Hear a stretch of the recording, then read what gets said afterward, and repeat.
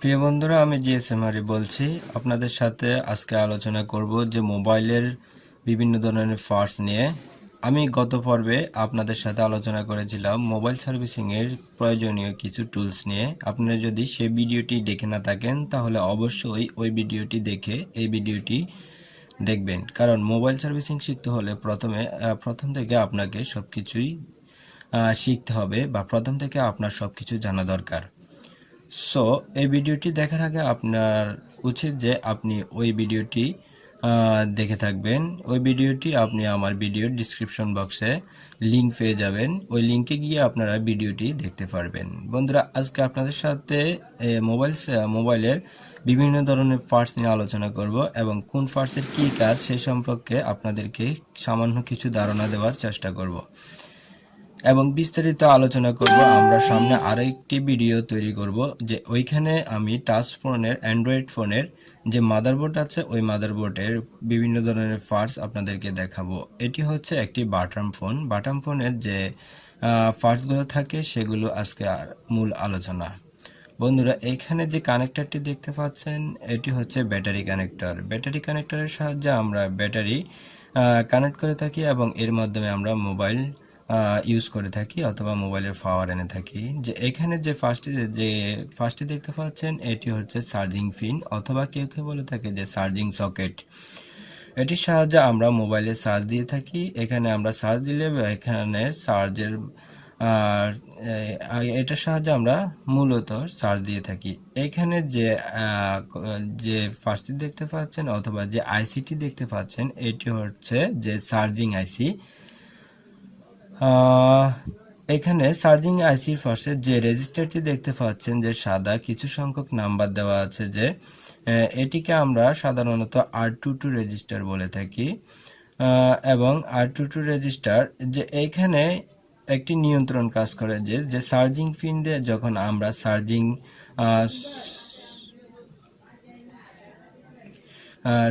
Pin ঢুকাই তখন charging pin এর মাধ্যম দিয়ে সরাসরি অনেক ক্যাপাসিটার ঘুরে চলে আসে যে চার্জিং R22 রেজিস্টার থেকে চার্জিং আইসিতে আসে।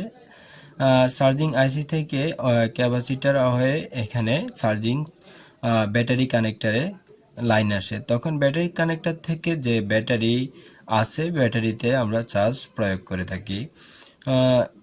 এটি একটি সিরিজ বা ধারাবাহিকতা। এখানে ফার্স্টটি দেখতে পাচ্ছেন এই ফার্স্টটির নাম হচ্ছে যে হেডফোন সকেট। এটির সাহায্যে আমরা সাধারণত হেডফোন ইউজ করে থাকি। এখানে যে ফার্স্টটি দেখতে পাচ্ছেন এটি হচ্ছে সিম সকেট। সিম সকেটের মাধ্যমে আমরা সিম ইউজ করে থাকি এবং এটি হচ্ছে সিম সকেট। এখানে যে বেসটি দেখতে পাচ্ছেন এটি হচ্ছে যে মেমোরি বেস অথবা মেমোরি সকেট। যে যাই বলুক না কেন এটি রাইট, মেমোরি সকেট অথবা মেমোরি বেস দুইটি বলতে পারেন আপনি। এখানে আপনি যে বড় আইসিটি দেখতে পাচ্ছেন এটির নাম হচ্ছে পাওয়ার আইসি। পাওয়ার আইসি চিনার ক্ষেত্রে আমরা সাধারণত মনে রাখবো পাওয়ার আইসির আশেপাশে অনেকগুলো কম্পোনেন্ট থাকে এবং এটি আমরা মনে রাখবো যে বাটাম ফোনের বা বার ফোনের আইসি যেটি সবচেয়ে বড় এটি হচ্ছে যে পাওয়ার আইসি। কারণ পাওয়ার আইসি এবং এটির মাধ্যমে অনেকগুলো নিয়ন্ত্রণ দিয়ে থাকে। এবং আপনার এই সামনের পর্বে দেখতে পারবেন যে অ্যান্ড্রয়েড ফোনের বিভিন্ন ধরনের কাজের জন্য বিভিন্ন ধরনের আইসি ইউজ করে থাকে এবং বার ফোনে একটি আইসির মাধ্যমে অনেকগুলো কাজ সম্পূর্ণ করে থাকে। এবং পাওয়ার আইসির পাশে যে ফার্স্টটি দেখতে পাচ্ছেন এটি হচ্ছে ক্লক লিস্টার এবং এটির নাম হচ্ছে যে ক্লক লিস্টার। এটির সাহায্য মোবাইলের যে ঘড়ির কাজ আছে এটি নিয়ন্ত্রণ হয়ে থাকে, ঘড়ির টাইমিং নিয়ন্ত্রণ হয়ে থাকে। অথবা কোনো ক্ষেত্রে দেখা যায় যে নেটওয়ার্কের কোনো প্রবলেম দেখা দিলে ক্লক লিস্টার পরিবর্তন করলে নেটওয়ার্ক চলে আসে। এবং এইখানে আপনি যে ফার্স্টটি যে আইসিটি দেখতে পাচ্ছেন এই আইসিটির নাম হচ্ছে নেটওয়ার্ক আইসি। নেটওয়ার্ক আইসি চেনার সবচেয়ে বড় উপায় হচ্ছে নেটওয়ার্কের আইসির পাশে একটি বড় ক্যাপাসিটার থাকবে। এখানে দেখতে পাচ্ছেন নেটওয়ার্ক আইসির পাশে একটি ক্যাপাসিটার আছে। বন্ধুরা, ক্লিয়ার দেখা যাচ্ছে সামান্য কিছু। আপনারা আবার যে কোনো একটা মাদারবোর্ড নিয়ে আপনারা ট্রাই করবেন এবং ফার্স্টগুলো মিলাবেন যে সবগুলো ঠিক আছে কিনা।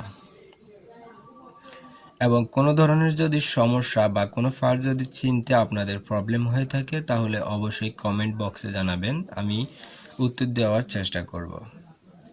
বন্ধুরা এখন এখানে যে লাইন দুইটি দেখতে পাচ্ছেন, এটি হচ্ছে জিএসএম লাইন বা এটি হচ্ছে নেটওয়ার্ক লাইন।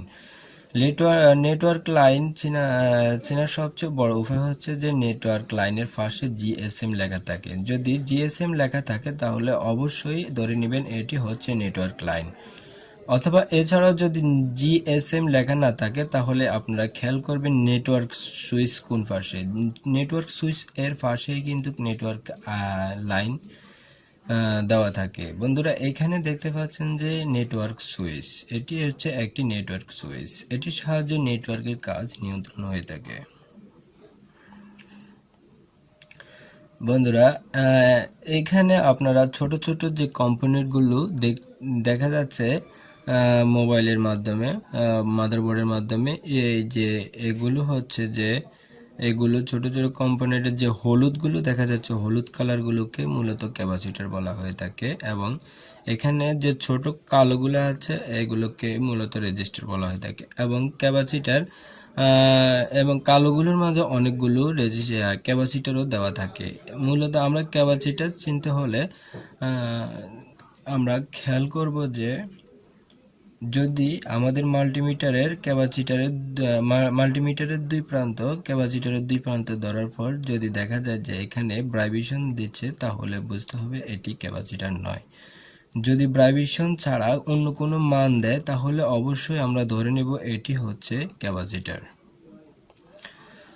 তাহলে বন্ধুরা আমরা ক্যাপাসিটর চিনতে পারবো। এখন আমি খুঁটিনাটি বিষয় আলোচনা করেছিলাম, এখন আর কিছু দেখতে পাচ্ছি না যে এই বোর্ডের ভিতরে যে আরো কিছু আছে কিনা।